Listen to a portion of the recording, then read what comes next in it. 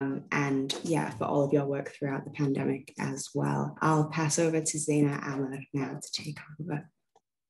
Thank you, Hala.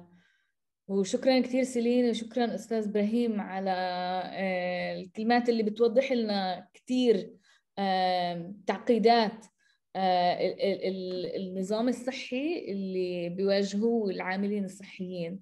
So I wanted to thank Ibrahim and Celine for really highlighting how complex of a situation that we're discussing when we're talking about the mental health of healthcare workers. Says Ibrahim brings his personal experience, which he has had and continues to have as someone who's experienced COVID, and someone who's a nurse, and someone who lives in Gaza, and someone who tries to provide care in really resource scarce context. And as my colleague Celine has already presented, unpreparedness and resource scarcity was one of the main issues that healthcare workers experienced and caused them great distress and frustration. I want to note that, as Ibrahim also noted, this is something that didn't only arise at the time of the beginning of COVID, but this is something that has been happening and has been experienced long before COVID, and it was exacerbated after the beginning of COVID. And it wasn't only the unpreparedness and resource scarcity that was present before COVID and continued throughout COVID, but it is also the working conditions that were very difficult for many of the healthcare workers that also started before COVID and were exacerbated after COVID, causing great distress, but also frustration for many of the healthcare workers. So I wanted to just pick up on these two things that my colleague and Ibrahim discussed a little bit, so that we continue with the same flow. Another thing I wanted to kind of pick up from what Celine has mentioned is the complexity of the situation. I know that in the briefing, we try to touch upon each of the themes in very separate fashion. It's very neat and organized, but the actual experience of these feelings, the experiential dimension is actually way more complex, because these feelings, the frustration, the feeling of loneliness, the guilt, the interaction with family and colleagues and the community all exist at the same time. So the coexistence of these feelings is important to note and to understand that we cannot separate these things. Just as much as we cannot separate the experiential dimension of these feelings, we cannot also separate them from the context in which they arise and are experienced within. So these feelings do not only stem from the emergence of COVID, but it is also the context that it is experienced in. And when I say context, I mean the social and the political and the economic context. Because when we look at the experience of any of the interlocutors that Celine spoke with, we hear in their stories how the working conditions that they endured and dealt with have had economic dimensions, are impacted by the political reality that they lived. For example, the story of one of the healthcare workers who has had to be isolated in Jerusalem because they could not go back and forth.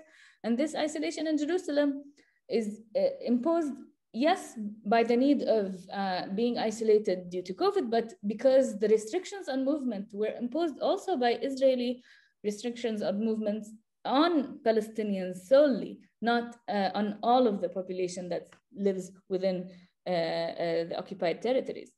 So this is like just a quick example to show that things are really interconnected. And this is something that not only our report and research showed, but the structural conditions, that we mentioned have been discussed by Dr. Ibrahim Zakout in an article that she wrote for the Palestinian Studies.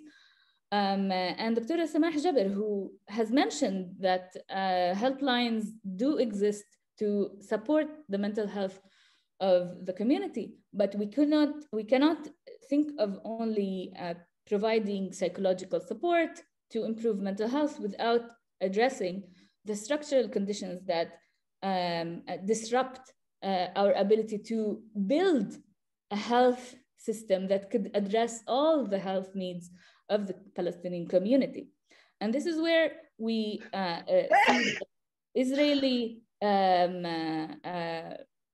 the Israeli occupation comes into like the picture, where every time we try to think of a system, of improving a health system, we need to also think of the many restrictions and the structural violence, as well as the physical violence that Israel imposes on the Palestinian community, as well as its many systems, including the health system. And so this is what Dr. Rosena Jabr also calls for, is that if we think of any attempt to strengthen mental health and the well-being of Palestinians, we must also think of the legal and moral authorities and the international community that could support the overall situation, not solely zoom in on a specific problem without really being able to deal with the root causes. Yeah.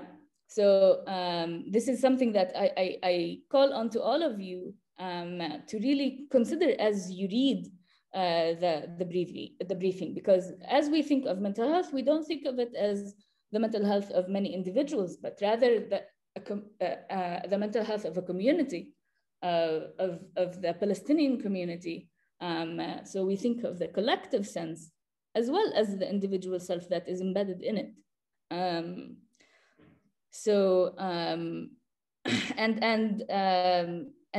يعني in the same line of thought, Dr. Ibrahim Zakout, in her article, she also called on mental health praxis, that is rooted in justice, in social justice, that addresses the structural, political, and social causes of well-being at its roots.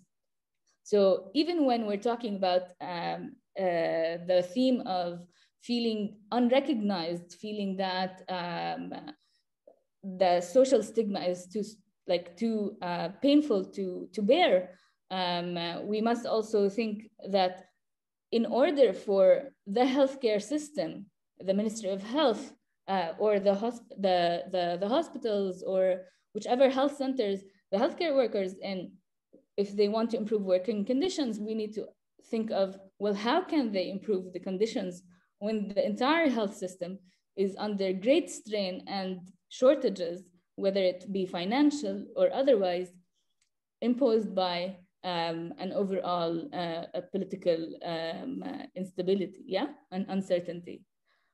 And thank you so much, Zeina.